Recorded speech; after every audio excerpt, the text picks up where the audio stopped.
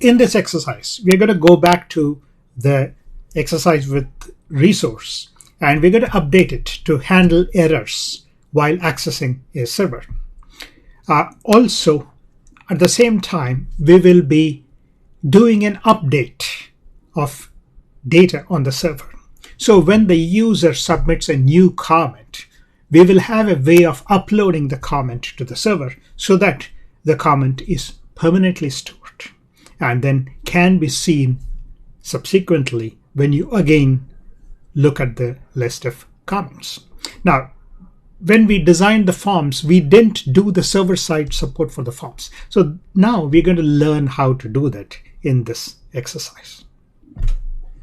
Going back to our controller, when you do a query on a resource, the query also takes two functions as parameters, the success and the error functions. So I will add in the success and error functions just like what we did with the HTTP case. There is a subtle difference here which I'm going to point out in the code after we complete the update.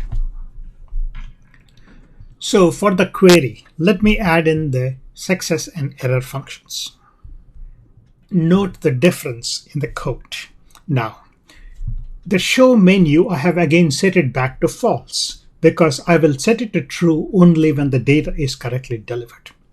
Also, when I call the menu factory get dishes with the query, then the query takes these two functions as shown there. So one of them, the first one, is the success function. So that will be executed if the query is successful. The second one is, of course, the error function. The code is pretty much the same as what you have seen for the HTTP case. The minor difference here, the way the success function works with query, is that the response that we get is the actual data. It doesn't contain the status message and the status code and the other header information. So I can directly assign dishes to response and then set the show menu to true. In case of error, of course, the response contains the status code and the status text. And so that is what I am using to construct my message to be displayed in the web page. Similarly, within the dish detail controller, I have also updated the get function.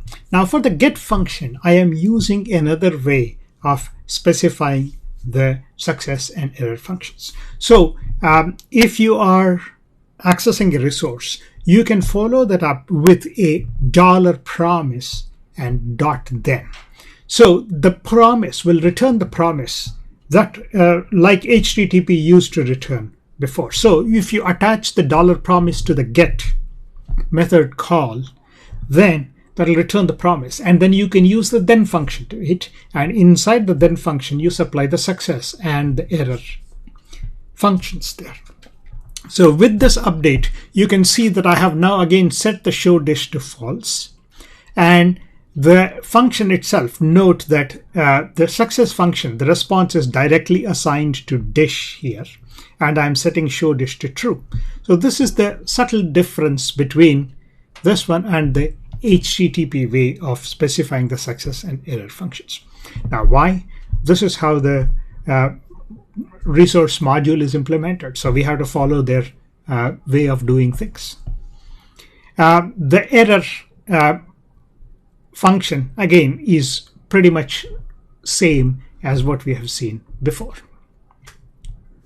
Similarly, in the index controller for the menu factory, I have done exactly the same thing again. I said menu factory get dishes get ID 0 and then $promise.then, and then inside there I supply the success and error functions. So those would be invoked if the call is successful or in error. Also, the show dish, I have set it to false to make sure that the error message is displayed if the call is not successful. So with this update, we are now able to handle errors coming in from the server side if our request does not go through correctly. the last update that I'm going to do is to allow the user to submit the comment through the form, and then we will record the comment into the dish. We have already seen that we are able to push the comment into the dish object in the previous exercise where we did the dish detail controller. Now, what I'm going to do is, once the dish object is updated, I'm going to push the updated dish object back to the server so that the change is persisted in the server side. To do that, we are going to take the help of the getDishes method again. Now, remember that when we designed the getDishes method, we also supplied a parameter called update. Now, if I call, what I have specified there is that the update method should also be supported there. And if I call an updated method, then it'll result in a put call to the server. The put call, as you realized, in case of REST, is to update an existing object. So I'm going to call the update and then push the dish object back to the server, the updated dish object, and then that'll be saved on the server side. JSON server supports this kind of approach. Later on, when we implement the full-fledged server, the same thing should be available even on the full-fledged server. Now, to be able to do that, for the dish comment controller, I need to inject the menu factory. So let me do that next. So here I have injected the menu factory into the dish comment controller. Now I need to introduce a call to the update method. We saw that when the user submits the comment form and clicks on the comment button, then the submit comment function is going to be called. Now inside the submit comment function, we were pushing the new comment into the dish object by calling the dish comments push and scope my comment there. Now after this, if I want to persist this, then I need to push this updated dish object back to the server. Now resource functionality allows me to do that very easily. So I would call menu factory getDishes, and then I will call the update method there. So for the update method, it takes the first parameter is the ID, the second parameter is the updated dish object. So that's why I'm supplying the ID as scope.dish.id, and the second parameter is scope.dish. Now when I call the update method, this will result in a put call being sent to the server side, and then the updated dish object will be pushed back onto the server side. Now with this change, our comment that we submit will be persisted on the server side. So with this change, let's go ahead and then look at the behavior of our dish detail page. Now when we submit a comment, what exactly happens? Go into our web page. You can now see that the information is properly being rendered on the web page. Let's examine how the submission of the comment works. So let me go to the menu page and then randomly pick the first dish there, and then we will go down and then submit a new comment. So I will type in my name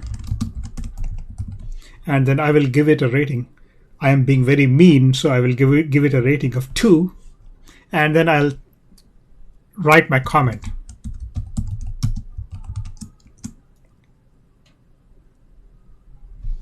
Terrible dish. Hey, I am being mean. Okay, let's submit the comment and see what happens. So when I submit the comment, you can see that the comment has joined the list of comments that already exist for the dish. Now, when I clicked on the submit comment button, this new comment has been submitted, has been added first to the dish object, and the updated dish object was sent back to the server. If you don't believe me, let's go and check the server log. looking at the server log in my terminal, you can now see that there was indeed a put call to dishes/0 that was issued. So you note that the update has actually taken place on the server side. Now, in order to show that this actually persists, I will move away to another page and then we'll go back to the dish, and then you will see that the comment still exists there. Previously, if you did the same, the comment would disappear. So going back to our web page, let me go back to the home and then I'll come back to menu. So obviously the page would be reloaded if I go back again to the dish. But interestingly, you will note that the comment still exists there. This is because we saved the comment on the server side. And so when you reload that dish from the server side, the comment still exists.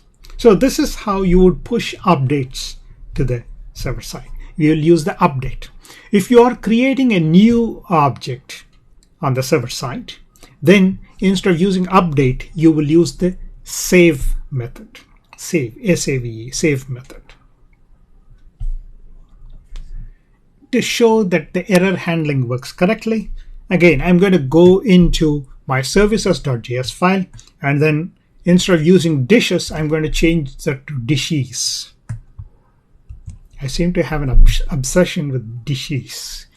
Okay, let's go back to our web page and look at it and see what happens. Now, when you return to your web page, you can notice that error 404 not found, because obviously there is no dishes on my server side. Same thing, if I go to the menu, I would see the same thing, 404 not found. Okay, so this shows you that my error handling is working correctly. Let's go back and correct that error, and then you would see that the dishes will be correctly delivered. I have corrected the dishes to dishes, and you can now see that the web page works correctly because it is able to download the data from the server side. This completes this exercise. In this exercise, we explored error handling with the resource module, and also we saw how we can do updates on the server using the update method.